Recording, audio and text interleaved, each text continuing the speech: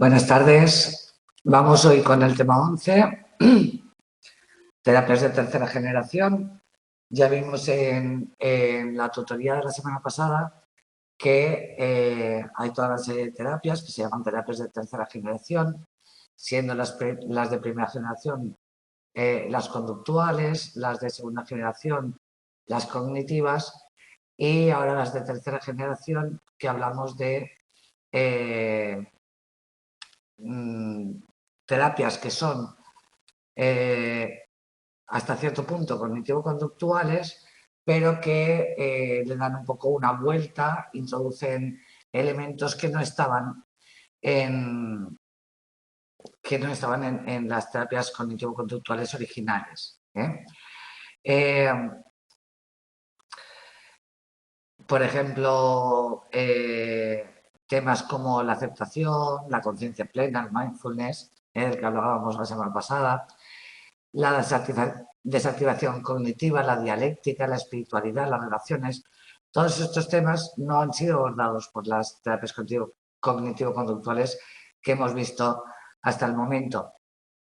Por tanto, de alguna manera volvemos un poco a las terapias, en algunos casos, como en el caso de la terapia de aceptación y compromiso, a terapias conductuales más puras, como la de Skinner, pero dadas la vuelta, ¿no? Un poco añadiendo estos componentes que en las terapias originales no estaban.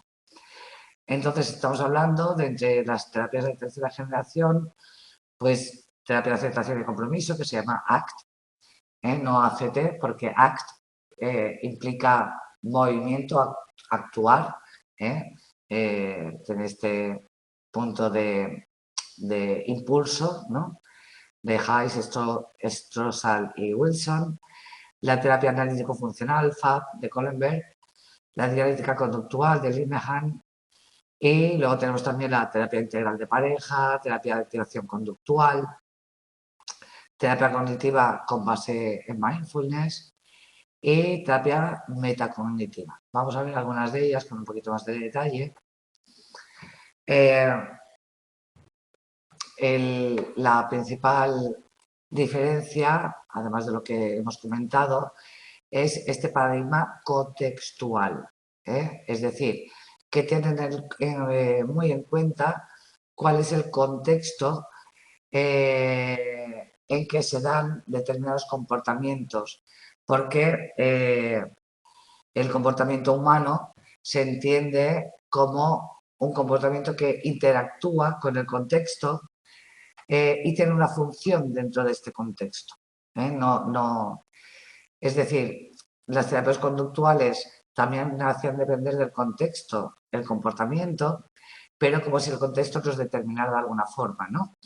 En este caso, no es una respuesta al contexto, sino una conducta funcional dentro del contexto, es decir, que tiene alguna función para nosotros en un contexto determinado e interactúa con el contexto. Por tanto, vamos a ver cuál es el contexto y cuál es la función de esa conducta. Hay dos grandes principios que son comunes a todas estas terapias que se van a tener presentes, que son la aceptación, ya hablamos de la aceptación cuando hablábamos de mindfulness, que es la aceptación sobre todo del malestar, porque hasta ahora, sobre todo con todas las terapias de corte positivo, bueno, pues que han estado como muy presentes, ¿no? Parecía, bueno, y con las que no tenían corte positivo, al final todas las terapias estaban encaminadas a conseguir el bienestar y a eliminar el malestar. En las terapias de tercera generación el malestar no se quiere eliminar, no es el objetivo. Otra cosa es que tras la terapia podamos sentir mayor bienestar o menor malestar o no, pero el objetivo no es eliminar el malestar, sino aceptar que el malestar forma parte de la vida, igual que el bienestar forma parte de la vida. Sería igual de absurdo intentar eliminar el bienestar totalmente en nuestra vida, de todo lo que me gusta no lo quiero, ¿no? Eso sería absurdo, pero entonces eliminar el malestar también lo es, ¿no? Y por desgracia, la sociedad en la que vivimos, que es una sociedad altamente medicalizada, parece que el objetivo último siempre es eliminar cualquier malestar en la vida, ¿no? Por ejemplo, pues cuando viene una persona a consulta y te dice que se acaba de separar y que está muy mal y no quiere estar mal, ¿no? Es imposible no estar mal. Si has tenido una separación y eso te afecta, pues lógicamente te afecta. Si alguien ha muerto, alguien querido, eso te crea malestar, te crea dolor. Y ese dolor forma parte de la vida. No, el intentar eliminarlo es el problema. ¿Eh? No se trata de recrearnos el dolor, pero tampoco de hacer lo posible por abstraernos del dolor, porque eso al final nos da más problemas que beneficios. Entonces la aceptación es una de estos principios eh, y la activación que son recursos que no buscan eliminar el síntoma, es decir, son pasos que vamos a dar no para eliminar el malestar, sino para perseguir objetivos valiosos, ¿vale? Eh, si para mí, por ejemplo, es muy importante cuidar a una persona que está enferma porque la quiero mucho y es importante cuidarla, aunque me duela verla mal, yo me sentiré bien si la cuido. Sí, eso forma parte de mis valores. ¿eh? Eh, por tanto, de lo que se trata no es de eliminar mi malestar, porque para eliminarlo puedo no ver más a esa persona, intentar no enterarme o hacerme la loca o hacer que no sé que está mal, ignorar que tiene necesidades de cuidados, puedo evitar hablar con ella de lo que duele, pero eso no hace más que acrecentar el problema, ¿no? Sin embargo, la manera de estar bien, ¿cuál es? Pues coger el toro por los cuernos y si está dentro de mis valores, pues cuidar, intentar acompañar a la persona que está enferma, ¿no? Eso es lo que va a hacer de mi vida algo más rico, más coherente con los valores y que hará que yo me sienta mejor, aunque me duela. Por tanto, puede ser que al final deje de dolerme, pero no es el objetivo. El objetivo es tener una vida lo más rica posible y lo más presente posible, con todo lo que la vida nos traiga, ya sea bienestar, ya sea malestar. Por tanto, como dice aquí, focaliza su interés no en eliminar los síntomas, sino en la función psicológica de los eventos concretos. Y lo que vamos a hacer para, para hacer terapia es alterar contextos verbales, porque lo que nos decimos y lo que nos dice la gente forma parte de ese contexto en el que nos movemos y al cual respondemos. Y veréis que en las terapias, sobre todo la aceptación y compromiso, se utilizan mucho las metáforas, las paradojas y también los ejercicios experienciales, porque no se trata de entender con la cabeza, sino de asimilar, de comprender, de experimentar. Y veremos que las metáforas nos ayudan a comprender mejor las cosas y a escaparnos de las trampas del lenguaje, que muchas veces el lenguaje es un contexto tan conocido y tan manejado que acaba suponiendo una traba, una trampa en la que caemos constantemente. Las metáforas nos permiten alejarnos un poco del lenguaje natural, que ya está viciado, ¿no? Para ver la realidad de otra manera. El contextualismo funcional, que es la filosofía de la ciencia, que está bajo el conductismo radical, el que hablábamos de Skinner. Skinner ya hablaba no lo llamaba contextualismo funcional, pero sí que hablaba de las funciones de la conducta. Entonces, como os digo, es una vuelta un poco al conductismo radical de Skinner, pero incluyendo factores que Skinner no habría incluido. A ver si me pasa la página. Bueno, el contextualismo funcional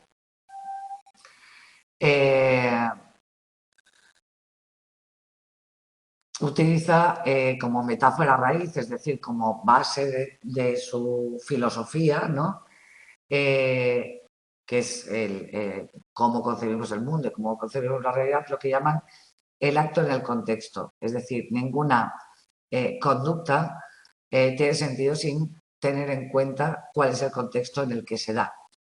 Una conducta solo tiene un valor o un sentido cuando entendemos cómo se da y por qué se da en ese momento y no en cualquier otro.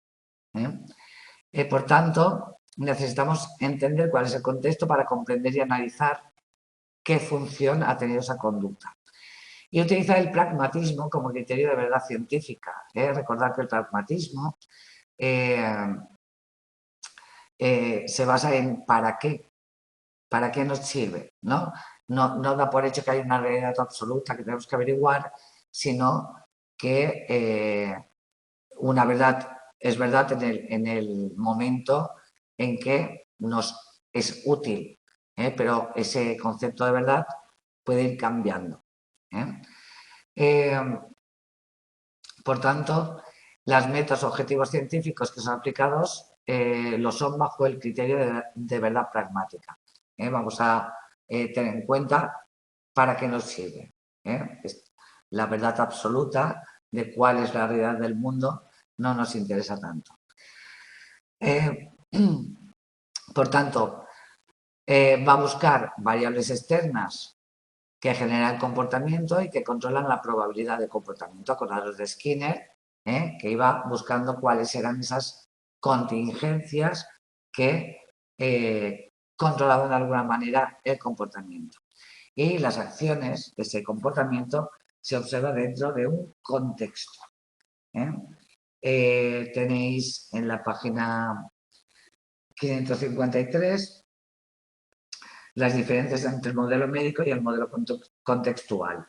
Dentro del modelo médico nos pone el modelo psicofarmacológico y la terapia cognitiva, mientras que en el modelo contextual nos habla de terapias de tercera generación.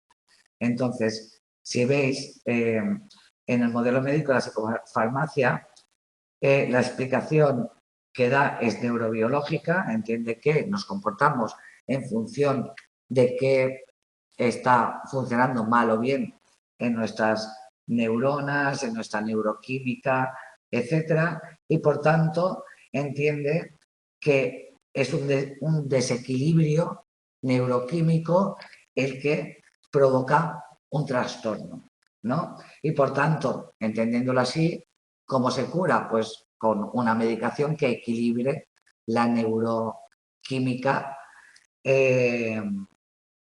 y que estabilice, por ejemplo, pues, los ansiolíticos, ¿no? Y considerarán desde el modelo psicofarmacológico que una persona ya está bien cuando, gracias a la medicación, estabilice síntomas. O se reduzcan o se eliminen los síntomas.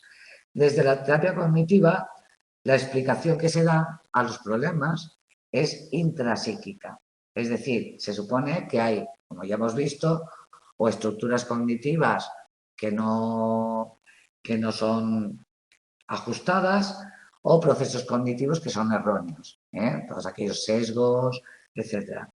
Por tanto, esa disfunción cognitiva sería lo que provocaría, pues, por ejemplo, una depresión, ¿no? Veo que el mundo es un desastre, tengo un sesgo negativo respecto al mundo, respecto al futuro, etcétera.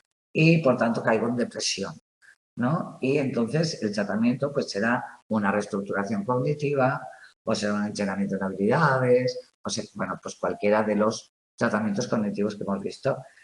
¿Cuál es el criterio de eficacia? Cuando sé que una persona ya está mejor, pues lo mismo, cuando se han reducido o eliminado los síntomas. Pero fijaros ahora, los modelos contextuales, es decir, las terapias de tercera generación, la explicación que dan a los problemas es funcional y contextual. Es decir, ¿para qué nos ha servido un comportamiento hasta ahora?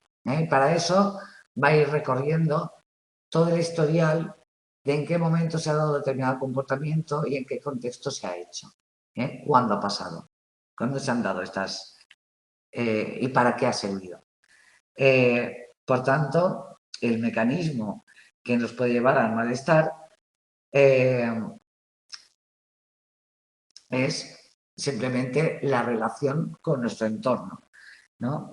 El tratamiento va a depender de la aceptación y de la activación, es decir, aceptación del malestar y activarme para hacer cosas que me dirijan a metas que para mí son valiosas, que le den sentido a mi vida. Y el criterio de eficacia no va a ser la reducción del síntoma, ni la eliminación del síntoma, sino el poder llegar a conseguir metas que para mí son valiosas. Y hago mucho hincapié el para mí, o para ti, o para el cliente, porque los valores y las metas de cada persona van a ser absolutamente distintas. No, tenemos que tener muy presente que esas metas no son las socialmente aceptadas. Uno puede tener como meta no tener nunca más contacto con la familia. Por ejemplo, ser absolutamente independiente incluso del mundo, irse a una cueva y ser una persona solitaria dedicada a la contemplación, por ejemplo, ¿no? Y para otro puede ser tener una familia piña y hacer todo por su familia para que nunca se separe y para tener una relación estupenda con la familia. Y ambas son válidas. Aquí no se juzga si un valor es más válido que otro. Cualquiera de ellos es válido mientras sea un valor auténtico de la persona. El análisis conductual se considera seleccionista porque la conducta es seleccionada dentro de un contexto concreto según las contingencias de reforzamiento. Esto es lo mismo que ya hablaba Skinner. Nosotros hacemos una conducta y no otra porque tenemos refuerzos o castigos de nuestro contexto. Imaginemos pues un niño que va a cuarto de primaria, que le encantan las mates, ¿no? Y que le gusta mucho una niña de su clase, ¿no? Y de repente la niña hace el comentario de las mates son un rollo. Y el niño, dentro de ese contexto, va a decir que es verdad, que las mates son un rollo. De hecho, va a empezar a suspender las mates. Y va a empezar a decir que a él nunca le han gustado las mates. ¿Vale? ¿Por qué? Pues porque de esta manera está consiguiendo el refuerzo por parte de una niña que es importante para él, ¿no? Y puede ser un comentario tan simple como este el que lleva a un niño a me encantan las mates o me desagradan absolutamente, ¿no? Puede haber mil otros motivos, pero os lo pongo solo como ejemplo. Es decir, hay conductas que dependen del contexto, porque tienen una función dentro de ese contexto. Se recupera el interés por la conducta verbal. Recordemos, si nos acordamos de la historia, que Skinner escribió el libro de conducta verbal y Chomsky se lo desbarató absolutamente, ¿vale? Sin embargo, dentro del contextualismo funcional, se vuelve otra vez la vista a la conducta verbal, porque la conducta verbal es un contexto simbólico muy potente. Si yo digo fuego, no hace falta que haya un fuego para provocar que la gente salga corriendo, ¿vale? Por tanto, este contexto verbal en el que todos nos movemos y que hemos aprendido es un contexto simbólico, pero que es muy real para todos nosotros y al que respondemos constantemente. Tiene la ventaja de ser súper flexible, pero tiene también la desventaja de atraparnos en esas trampas que os comentaba antes y que iremos viendo. Por tanto, desde el contextualismo funcional se entiende que los pensamientos, sentimientos, recuerdos en sí mismos no son problemáticos, sino que el que sean problemáticos va a depender del contexto, que puede incluir la fusión cognitiva o la evitación experimental o la difusión o la afectación, con la que funcionarán con mayor o menor impacto en una vida valiosa. Ahora vamos a ver todos estos conceptos de difusión, evitación, etc. Vale. Os pongo aquí para... esto lo he puesto en mi cosecha, no es para estudiar. Extraído del libro de Marisa Páez, que se llama Tratando con terapia de aceptación y compromiso, un ejemplo de contextualismo funcional, porque creo que se ve muy claro hasta qué punto el lenguaje influye en nuestra conducta. Y dice así, dice, una persona es diagnosticada con depresión. Este diagnóstico ya está repleto de significados. Su entorno familiar ya ha tenido experiencia con otros problemas de ansiedad, lo que implica multitud de connotaciones. Simplemente con decir, fulanito tiene depresión, ya empiezan a ponerse en marcha un montón de mecanismos. Para el paciente puede suponer tener una enfermedad crónica, puede suponer estar discapacitado, tener limitaciones para trabajar, etc. Puede que el paciente haya aprendido a lo largo de su vida que las enfermedades son malas, que son incapacitantes y que cuando uno está enfermo, incapacitado, tiene que guardar reposo o tiene que esperar a curarse o que no puede seguir con la vida. Fijaros que todo esto son contextos verbales que hemos aprendido. Hemos aprendido que cuando uno está enfermo tiene que curar esa enfermedad, que esa enfermedad es mala. Estar enfermo es malo, estar enfermo es algo que hay que curar, incapacita. Entonces es como una sentencia, ¿no? Cuando te dan un diagnóstico. Entonces, todos estos significados, tanto para el paciente como para los familiares, se transfieren al diagnóstico de depresión, por lo que el paciente se siente incapacitado, con necesidad de guardar reposo, de hacer todo posible por curarse, como guardar cama, tomar fármacos, reposar, buscar información en Internet.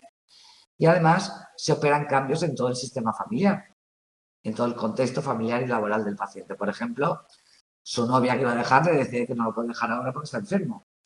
La familia se vuelve mucho más considerada, el médico le da la baja, sus compañeros de trabajo dejan de exigirle tanto porque entienden que está con depresión y se considera, y todos aceptamos porque todos tenemos un lenguaje común y lógicamente todos vivimos en la misma sociedad y hemos asimilado una serie de ideas, ¿no? Hemos asimilado que el diagnóstico de depresión justifica estos cambios de comportamiento en todo el entorno y en el propio paciente. Un análisis conductual funcional nos permite comprender el papel de los significados, las creencias, las reglas, las conductas y las consecuencias que influyen. En este caso, potenciando las conductas depresivas del paciente. El hecho de haberle dado todos estos significados hace que el paciente se quede en la cama, que no siga trabajando, que se aleje, que se aísle, etcétera, etcétera, que se considere un enfermo, un incapacitado. Y como además tiene ese refuerzo de todo el contexto, porque todos mantenemos estas creencias iguales,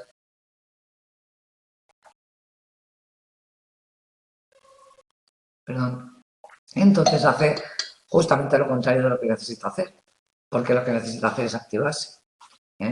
Ya sé que no apetece activarse y ya sé que lo que está reforzado socialmente es guardar cama, es estar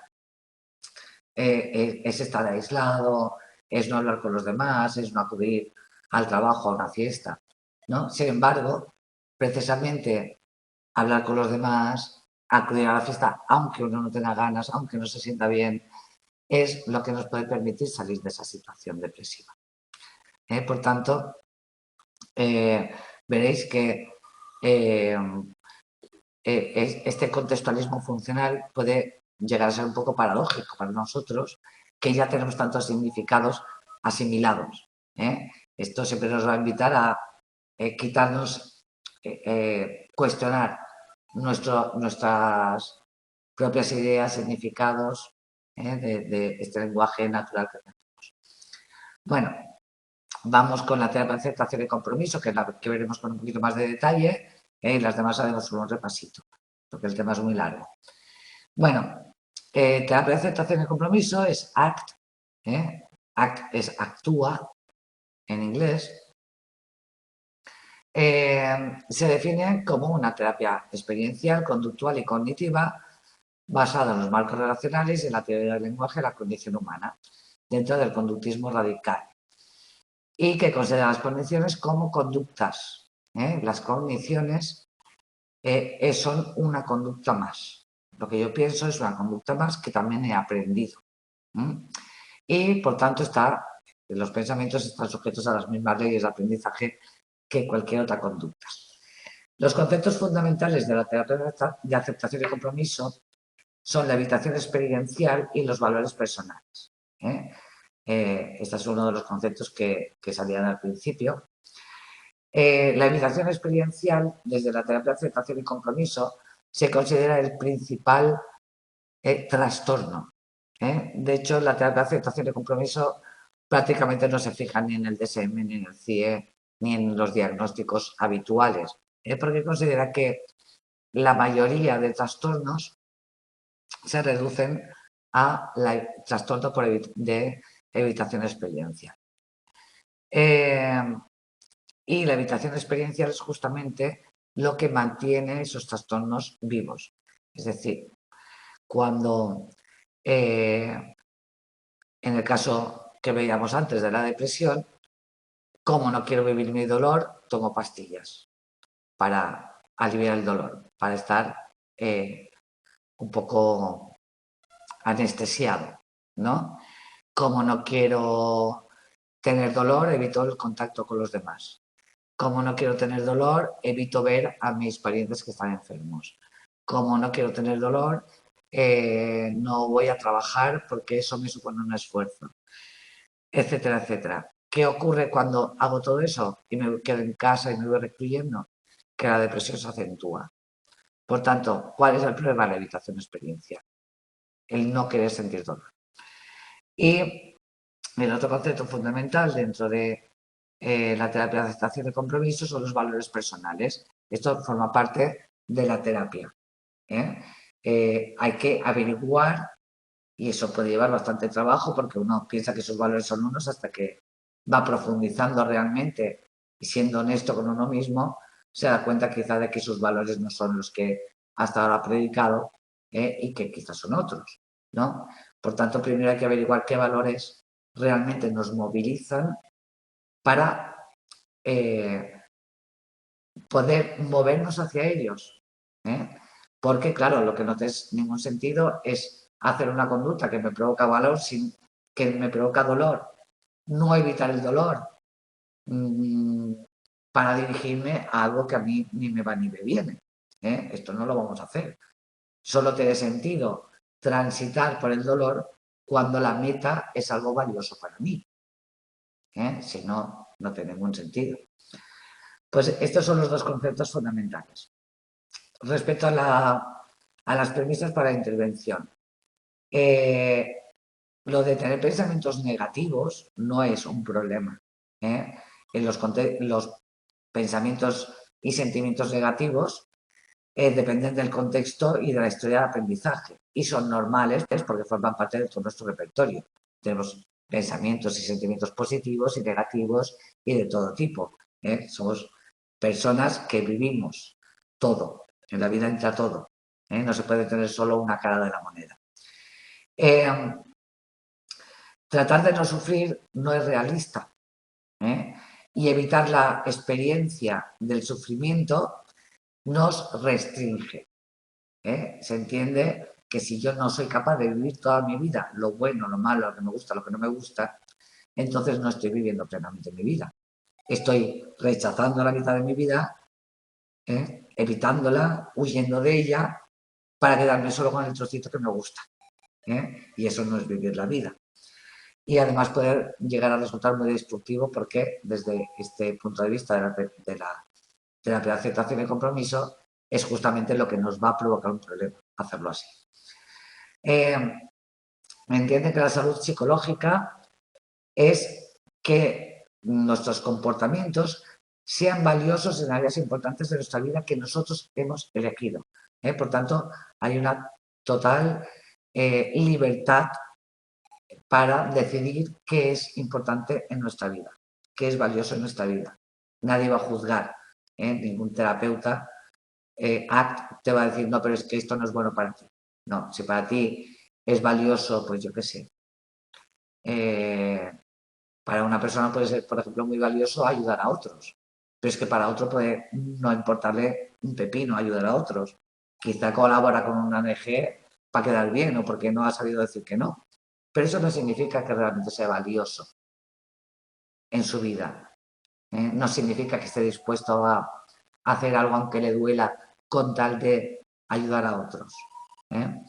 Por tanto, tenemos que refinar muy bien cuáles son los valores de la persona y cuáles son las áreas importantes en la vida de la persona. Un ejemplo bueno es la mayoría de personas al principio te dicen, bueno, no, para mí estudiar es importante y saber y conocer y tal. Vale. Tenemos que diferenciar. Es importante, puede ser importante para ti estudiar y tener títulos y tener cierto prestigio social. Y eso es tan válido como estudiar para conocer y para saber cosas. ¿Cómo diferenciamos esto? ¿Cómo sé que para mí lo importante no... O sea, claro, nadie dice que lo importante para él es tener un título y tener prestigio, pero para muchas personas sí que es importante. Entonces, la pregunta sería, si pudieras tener a tu alcance una biblioteca entera y aprender de todo, sin que nadie supiera que estás aprendiendo y sin tener ningún título, ¿lo harías? ¿Dedicarías todo tu esfuerzo y tus horas de sueño a eso? Si no tuvieras ninguna titulación, porque igual es importante para uno tener titulación y tener cierto prestigio. Y es válido, es tan válido como lo otro. Pero sí que es muy importante definir lo que de verdad es valioso. Porque sí es tener títulos y tener prestigio o alcanzar buenos puestos de trabajo gracias a las titulaciones o algo así. Entonces, el camino va a ser uno. Pero si es el puro conocimiento por conocer, sin necesidad de que eso sea útil ni para el trabajo, ni para obtener títulos, ni lo va a saber nadie, pues entonces el camino será todo diferente. Y por tanto es importante ser honestos, ¿no? Y conseguir que el paciente reconozca lo que es de verdad valioso. Porque eso le va a dar un valor real a su vida. Saber qué es importante para él o para ella. Otra premisa es que la terapia ayuda a buscar caminos fructuosos en lugar de seguir direcciones infructuosas que ya se han intentado muchas veces. Cuando constantemente nos tropezamos con la misma piedra, seguramente estamos siguiendo una dirección que no es valiosa para nosotros, que quizá lo hacemos para quedar bien, para ser aceptados, para cualquier otra cosa, pero que no es realmente valioso. Se entiende que los problemas psicológicos no son debidos a contenidos, a pensamientos o sentimientos que sean perturbadores, sino a darles a esos pensamientos y sentimientos protagonismo y dejar que dirijan nuestra vida.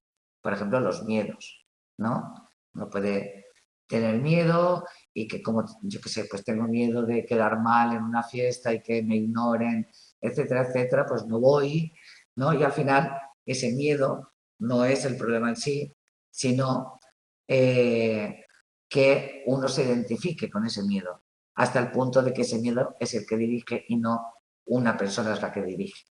El miedo me dirige a mí, no yo a él. Y esto también es una parte importante de la terapia de aceptación y compromiso. Y también la última premisa es la importancia del terapeuta como uno más del contexto no como un experto, sino como un acompañante. Tengamos en cuenta que nosotros como contexto podemos perjudicar o podemos ayudar. También formamos parte. Si la persona que te dice, pues a mí lo que me interesa pues es tener muchos títulos para tener un buen trabajo, un trabajo bueno, que cobre bien, y nosotros le hacemos un gesto de ¿eh? Estamos siendo el contexto, con lo cual estamos castigando esa vía valiosa para esa persona. Y la estamos fastidiando, porque necesita una aceptación total por nuestra parte. Bueno, por tanto, a ver. Vale. La terapia de aceptación y compromiso es como la punta del iceberg de toda otra serie de enfoques. Para empezar, ya hemos visto que la filosofía sobre la que se asienta las terapias de tercera generación son el contextualismo funcional. El análisis funcional de la conducta es el método que utilizaba Skinner, y la teoría de los marcos relacionales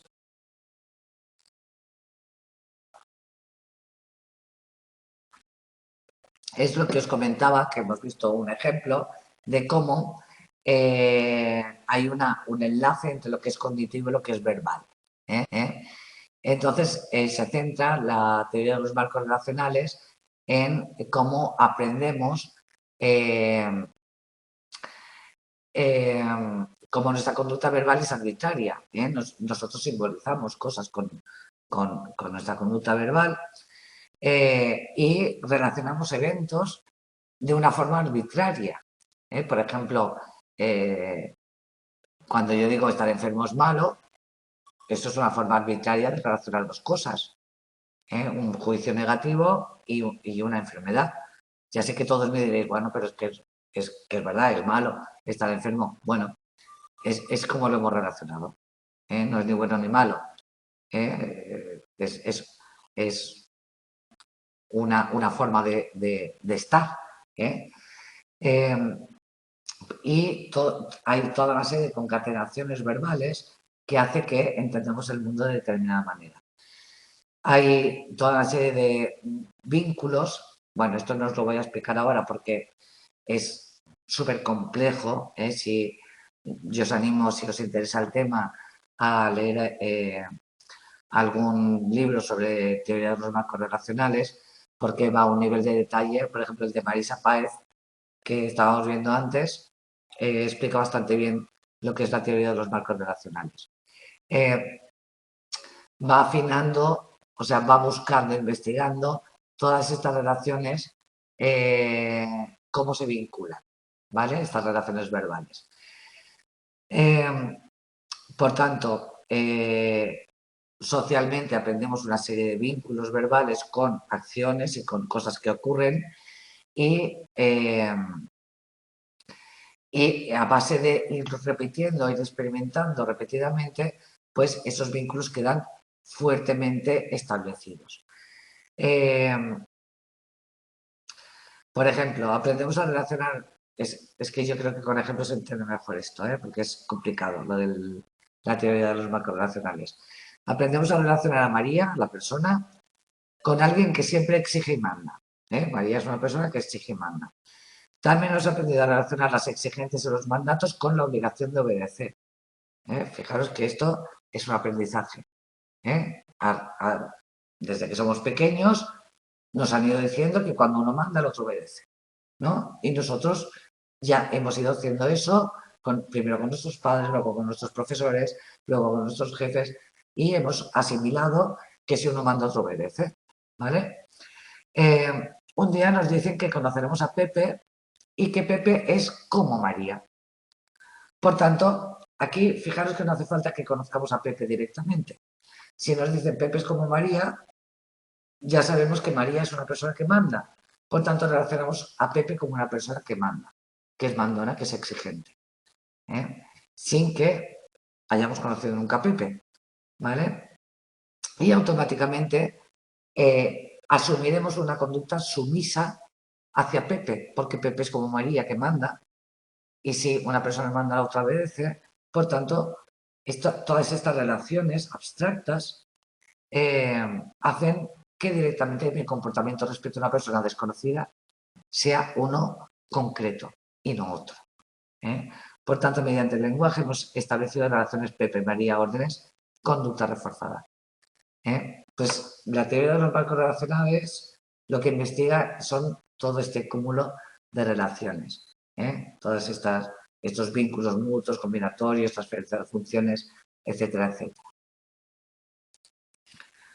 Bueno, respecto a la habilitación experiencial, ya hemos comentado antes, no se utilizan en clasificaciones diagnósticas, solo la función que ha tenido una conducta en un contexto determinado, y hablan de trastorno por evitación experiencial, que es la conducta de evitación que no suele ser eficaz, pero que la usamos constantemente, ¿vale?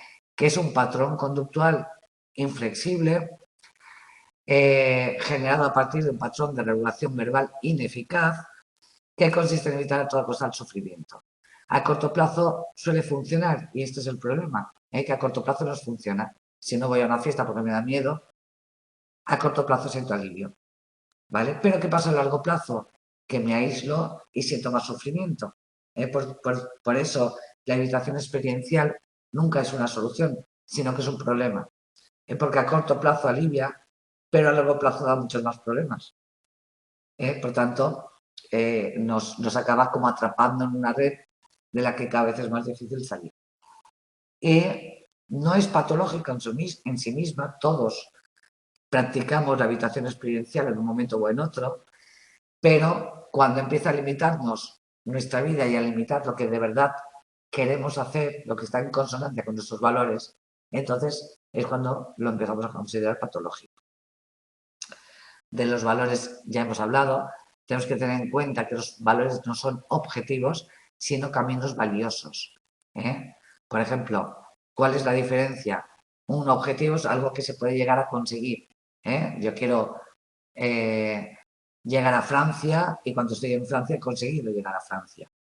Sin embargo, un camino valioso es yo quiero ir al norte, ¿vale? Y siempre habrá norte o siempre habrá este, ¿no? Y nunca podré decir ya he llegado. Entonces, por ejemplo, quiero dedicarme a ayudar a las personas cuando lo he conseguido nunca. Es un camino que no tiene una meta, no tiene un final. No puedes decir en un momento ya lo he hecho, ya lo he conseguido, sino que es una forma de vida, una vía, un camino valioso, en el que uno siempre estará caminando, no es un objetivo. ¿Cómo se procede? Bueno, el objetivo de la terapia es la flexibilidad psicológica, es decir, hemos visto que cuando ya hemos asociado determinadas cosas, tenemos patrones inflexibles de evitación y lo primero que tenemos que hacer es hacer un análisis funcional, establecer los valores y los objetivos terapéuticos, ¿vale? Con el paciente habrá que trabajar este tema de que el objetivo no va a ser eliminar el síntoma, que esto no nos importa, ¿vale? Y entonces, lo primero que vamos a hacer es pedirle a la persona que nos vaya explicando qué otras veces se ha sentido así. O sea, con el problema que trae, qué otras veces ha tenido ese mismo problema, en qué contextos. Y vamos a ir hacia atrás buscando patrones de comportamiento en esos contextos, ¿no? Hasta llegar a una cosa que se llama desesperanza creativa. Es decir, la persona cada vez, por ejemplo, a ver si recuerdo algún ejemplo que pueda utilizar. Por ejemplo, una mujer que tiene depresión postparto, diagnosticada por otro psicólogo, no por un terapeuta ACT, y lo que hace es que no quiere coger a su bebé para nada, no quiere hacer nada con él, no quiere darle de comer, no quiere cogerlo en brazos, no quiere ponerlo a dormir, no quiere hacer nada con él, porque tiene miedo que se le caiga, tiene miedo de hacerle daño. Tiene su cabeza que ella es peligrosa para el niño, que ella le va a hacer daño al niño. ¿Vale? Entonces, evita a toda costa coger al niño para no hacerle daño. Es decir, el miedo la domina, ¿no? Entonces, le podemos preguntar, ¿cómo te sientes cuando no coges al niño a la hora de comer y lo coge tu marido para darle el biberón? Aliviado. Vale, ahora sientes alivio. De acuerdo. ¿En qué otras ocasiones has sentido alivio cuando no has hecho algo? ¿No? Y nos vamos a ir remontando poco a poco hacia el pasado. Para que la persona se vaya dando cuenta de que, vale, has sentido alivio cuando no haces determinada cosa, vale, y a largo plazo, ¿cómo te has sentido? Normalmente a largo plazo, claro, esta madre, vale, después de estos 6 meses en que estás sin coger al niño, sientes alivio, cuando lo coges y luego, ¿cómo te sientes? ¿No? Pues me siento triste, siento que soy un fracaso de madre, siento que no valgo nada, etc. Vale, a largo plazo sientes que no vales, ¿no? Sientes que no estás haciendo lo que realmente quieres hacer. Esto va creando en la persona la sensación de, o sea, tiene que llegarle realmente a las entrañas que lo que está haciendo no funciona. Él tiene que llegar a esa conclusión, no se la decimos nosotras. Y ahí podemos utilizar metáforas como la de las arenas movedizas. Yo ahora no me acuerdo de esta metáfora exactamente. Sí, la de las arenas movedizas, en la terapia de aceptación y compromiso tiene un montón de metáforas ya hechas, que dices, es como cuando entras en las arenas movedizas, ¿no? Y para salir de las arenas movedizas, lo que haces es moverte mucho. ¿Qué pasa cuando te mueves mucho dentro de las arenas movedizas? Que te hundes más, ¿no? Y tú sigues moviéndote y te hundes más. ¿Cuál es la única manera de poder salir de las arenas movedizas? Quedarse quieto, ¿no? Es una forma de que la persona entienda que todo lo que ha estado haciendo hasta ahora no es útil. Bueno, esto es lo que se llama desesperanza creativa, es que la persona llegue por sí misma a base de ir viendo en su vida todas las veces que ha tenido este comportamiento, este patrón, que eso no lo llevaba a ningún sitio. Se llama así, desesperanza creativa. La otra es la orientación a valores, que es clarificar con la persona estas direcciones valiosas. Cuando esto también es difícil, porque todos estamos acostumbrados a decir que nuestros valores son pues, valores que socialmente están bien aceptados, ¿no? Y eso, en principio, lo tendremos que cuestionar un poquito para que la gente reflexione más y profundice. Entonces le podemos poner otra metáfora. Imagínate que estás al borde de la muerte y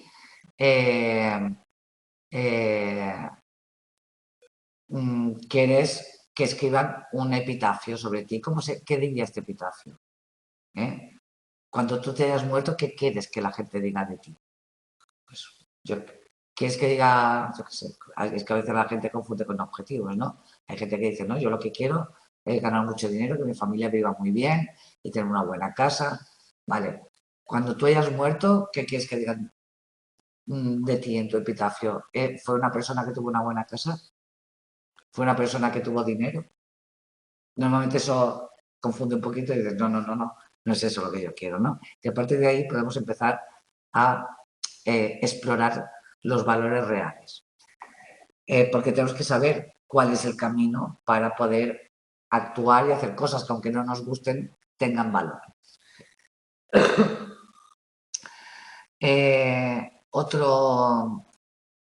Otro proceso es abordar que el control es el problema. Por ejemplo, no hacer vida social para evitar la ansiedad acaba empeorando el problema. Aquí se pueden hacer ejercicios experienciales, exposición en vivo, etcétera, etcétera. La aceptación, que es abrirse a la experiencia sin hacer nada para que desaparezca, ¿no? Y tenemos que entender que las emociones que tenemos forman parte de nuestro contexto, pero no son nosotros. ¿eh? Y aquí sí que es muy importante que la persona vea sus pensamientos, sus emociones, sus sentimientos como fuera, ¿vale? Como cosas que le visitan, ¿no? Si lo ve desde fuera, puede entender que ella es el sujeto y lo demás es contexto, ¿vale? Entonces, en lugar de decir estoy ansiosa, podemos decir la ansiedad me visita. Incluso utilizamos formas de llamar a la ansiedad, ¿no? ¿Vale? ¿Cómo vas a llamar a todos estos síntomas que tienes de agitación, de miedo, de tal, de cual? Pues los voy a llamar la tía Pepa que me molesta. Bueno, que hoy ha venido a visitarte la tía Pepa que te molesta, ¿no? Es una forma de difusión cognitiva, que es esto que hay aquí. La difusión cognitiva es desidentificarse con los pensamientos y con las emociones que uno tiene. Porque, y aquí podríamos hacer prácticas de mindfulness, por ejemplo, para darnos cuenta de que todas las emociones, los sentimientos, todo esto que tenemos con lo que nos identificamos tantísimo, son cosas que van y que vienen. Seguramente si ahora estoy muy ansiosa, pero esta mañana no estaba ansiosa. Por tanto, yo no soy la ansiedad, sino que la ansiedad es algo que viene y que va. Y podemos poner, hay muchísimas metáforas para incidir en esto. Las metáforas ayudan a nuestro cerebro a comprender conceptos que con el lenguaje que ya está muy sobado no entendemos, ¿no? El yo como contexto es lo que os comentaba antes, el yo es el yo, y las emociones y los sentimientos son cosas que van y vienen, ¿vale? Por tanto, vamos a tratar de entender, por ejemplo, yo soy la casa, eso podría ser una metáfora, y los sentimientos, pensamientos son los muebles. Si yo cambio todos los muebles de mi casa, la casa será otra persona. ¿Será otra casa? No, la casa va a ser la misma, con otros muebles. Y puedo cambiar los muebles cada vez que quiera, pero la casa seguirá siendo la misma, ¿vale? Y por último, la acción comprometida, que es patrones de comportamiento constructivos que están regulados por valores y no por emociones, sentimientos, pensamientos, etc. Vale. Utiliza muchas metáforas que contienen elementos. Las metáforas, aunque ya están, hay muchísimas metáforas ya que nos vienen dadas, siempre tenemos que conectar la metáfora a lo que el paciente nos trae a consulta. Por ejemplo, llevar el timón del barco, ¿no? Que es como para que la persona entienda que es ella la que navega. Que le podemos decir, vale, pues estás en medio de una tormenta. A veces estás navegando, tú llevas el timón, ¿vale? Y a veces el mar es plácido y hace buen tiempo y tú llevas el timón muy bien, pero de repente viene una tormenta y eso no depende de ti, ¿no? ¿Vas a dejar de llevar el timón? ¿Vas a dejarte llevar por la tormenta o vas a mantener el timón en una dirección? Por esa dirección es el puerto al que quieres ir, ¿no? Pues mantenemos el timón. Podemos decir, esto es como cuando tú dices que cuando estás muy alterado no puedes hacer no sé qué. Sueltas el timón cuando estás alterado y decides que no vas a una fiesta. Dejas de ir al puerto, ¿no? Y vamos siempre conectando las metáforas con la situación de la persona. Si esto es lo que está pasando. Hay también, se pueden hacer también ejercicios de exposición. También el mindfulness nos puede ayudar sobre todo a entender cómo esos pensamientos van y vienen. Y tenemos que tener siempre en cuenta que nosotros como terapeutas no podemos añadir nuestras propias reglas, porque ya tiene bastantes reglas la propia persona. Y aquí también tenemos una metáfora que es la del escalador, que es explicar al paciente, mira, esto es como escalar, ¿no? Yo no puedo estar tirando de ti para escalar porque nos caemos los dos, pero sí que podemos escalar en dos cuerdas paralelas, ¿no? Yo voy subiendo por la montaña al lado tuyo. Si en un momento dado yo te tengo que sujetar, te sujeto. Si en un momento dado tú me tienes que sujetar, me sujetas. Pero los dos estamos subiendo y yo no puedo subir por ti, ¿no?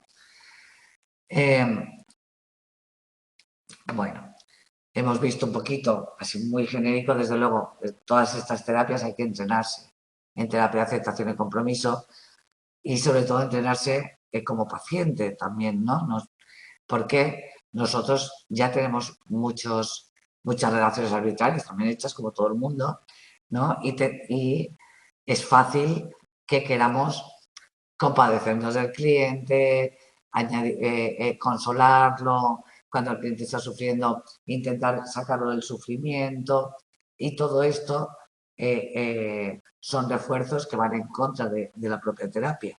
Por tanto, tenemos que tener muy claro cómo es la terapia y también eh, tener una supervisión de un terapeuta ACT al principio para no meter mucho la pata y no ir en contra de lo que queremos, de dónde queremos llegar. Vale, nos queda la terapia dialéctica conductual.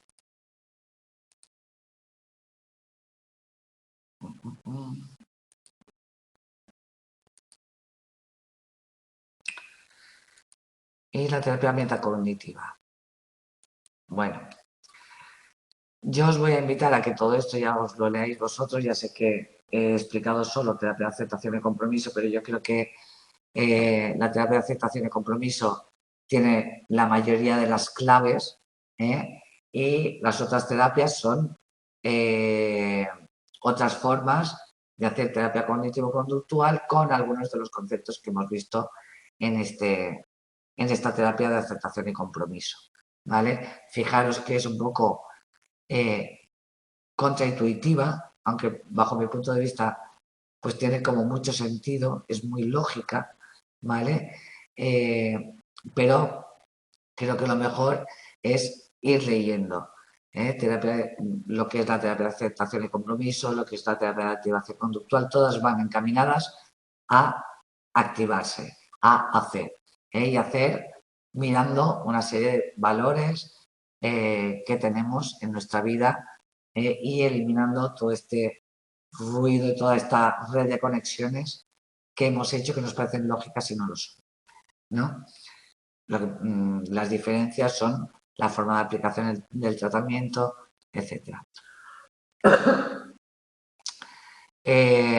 Y por supuesto, si lo veis interesante, pues ya se trata de ir a cursos específicos para entrenarse como terapeuta ACT o como terapeuta de terapia cognitiva basada en mindfulness o metacognitiva.